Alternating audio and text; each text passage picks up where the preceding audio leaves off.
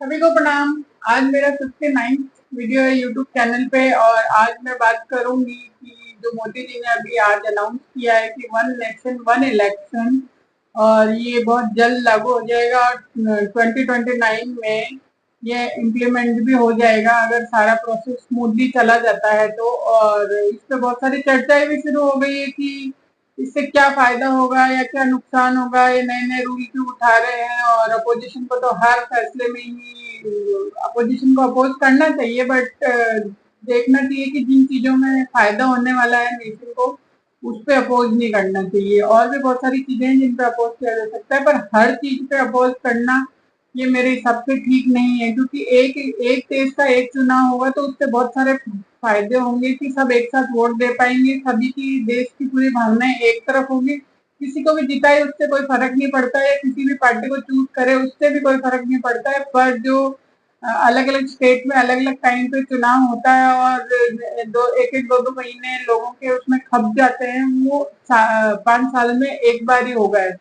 ऐसा नहीं है कि अब महाराष्ट्र हरियाणा गुजरात में हो रहे हैं, फिर बाद में साउथ में हो रहे हैं या कहीं ईस्ट में हो रहे हैं।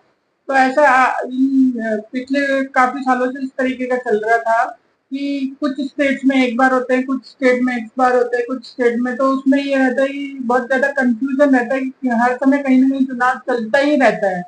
तो ये सब चीजें ये होती है कि जब हम चुनाव के मुद्दों पे ही भटके रहेंगे तो देश को ग्रो करने का टाइम कब मिलेगा, क्योंकि वो डिस्कशन पूरे साल दर साल चुनाव के ही चलते रहते हैं, क्योंकि कहीं ना कहीं चुनाव होता रहता है।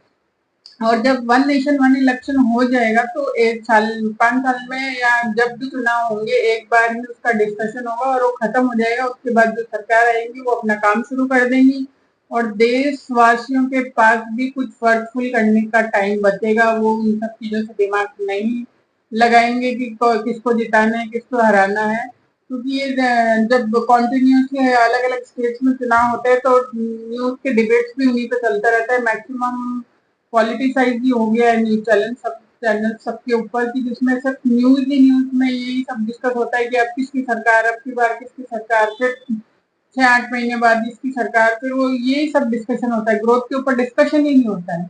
और जब इस तरीके के नियम जब शुरू हो रहे हैं, जैसे इस तरीके के, इनका स्वागत करना चाहिए और हर देशवासी को करना चाहिए और इसको सेलिब्रेट करना चाहिए कि हर देशवासी, पूरा भारत के देशवासी एक दिन पे एक समय पे वोट कर पाएंगे। ये खुशी की बात है। और इससे बताया भी गया है कि उसमें ये होता है कि जैसे अभी जो चुनाव होते हैं, जो स्टेट गवर्नमेंट्स होती है, वो इनके वोटिंग के बूथ भी कंफ्यूजिंग होते हैं। एक बार मेरे साथ भी हुआ कि मैं जिस बूथ पे हर साल वोट करती थी हर बार, इस बार मैं नहीं दे पाई क्योंकि उस लिस्ट में मेरा भी नाम कट गया था।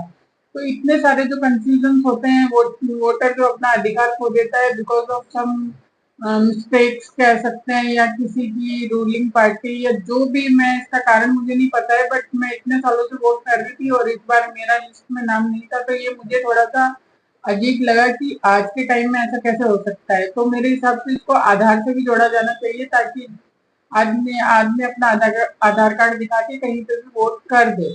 तो ये एक बहुत बड़ी पहल होनी चाहिए और जब पहल होगी तो उसमें आगे से आगे सुधार होता चला जाएगा। और इस तरीके के इनिशिएटिव बहुत अच्छे हैं हमारी कंट्री के लिए, जिसको डेवलप कंट्री है उसकी तरफ ले जाने के लिए ये कदम बढ़ाए जा रहे हैं और इनको अप्रिशिएट करना चाहिए, ऐसा मेरा मानना है।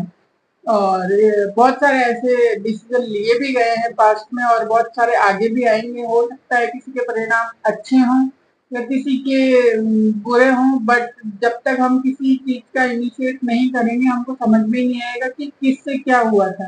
और इसी के साथ मैं आज का टॉपिक समाप्त करूंगी। कल मिलेंगे एक अच्छे टॉपिक के साथ। Till then bye bye, love you all, subscribe my